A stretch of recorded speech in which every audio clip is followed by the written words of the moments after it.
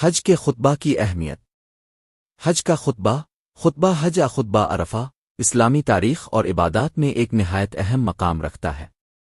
یہ خطبہ ہر سال 9 ذوالحجہ کو میدان عرفات میں دیا جاتا ہے اور لاکھوں حاجی اس موقع پر موجود ہوتے ہیں۔ اس کی اہمیت مختلف پہلوؤں سے اجاگر ہوتی ہے۔ ایک نبی کریم کی سنت۔ سب سے پہلا اور عظیم الشان خطبہ حجۃ الوداع کے موقع پر نبی کریم نے دیا تھا۔ یہ خطبہ نہ صرف دین اسلام کا خلاصہ ہے بلکہ انسانی حقوق، معاشرت، عدل، مساوات اور عورتوں کے حقوق کا جامع پیغام بھی ہے۔ یہ خطبہ قیامت تک کے انسانوں کے لیے ایک مکمل ضابطہ حیات ہے۔ 2 اسلامی اتحاد و یکجہتی کا پیغام۔ حج کا خطبہ پوری دنیا کے مسلمانوں کو ایک جگہ جمع کر کے اتحاد، مساوات اور اخوت کا درس دیتا ہے۔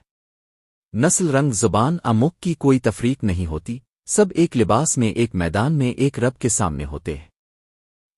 علم اور رہنمائی کا ذریعہ۔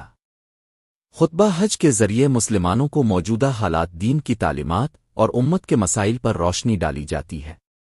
علماء امام خطبہ کے دوران دین کی اہم باتیں، حج کے احکام اور اخلاقی تعلیمات بیان کرتے ہیں۔ 4 روحانیت اور توبہ کا لمحہ۔ یہ دن اور خطبہ ایک روحانی عروج ہوتا ہے۔ دل نرم ہوتے ہیں، آنکھیں اشکبار ہوتی ہیں اور بندے اپنے رب سے معافی مانگتے ہیں۔ اللہ تعالیٰ اس دن عرفات میں کھڑے حاجیوں کی مغفرت فرماتا ہے۔ 5 امت مسلمہ کے لیے سالانہ پیغام۔ یہ خطبہ نہ صرف حاجیوں کے لیے بلکہ پوری امت مسلمہ کے لیے ایک اہم پیغام ہوتا ہے۔